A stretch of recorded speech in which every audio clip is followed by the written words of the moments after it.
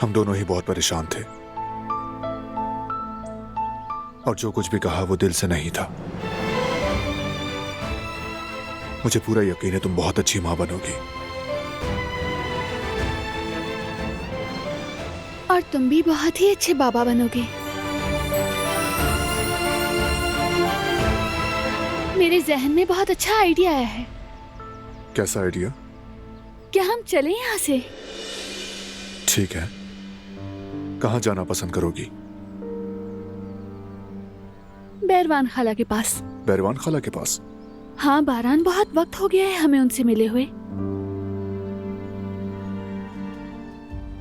Please इनकार मत करना। ठीक है, तो फिर चलो जल्दी से रेडी हो जाओ। जवाहिर, जिहान अमेरिका चला गया है।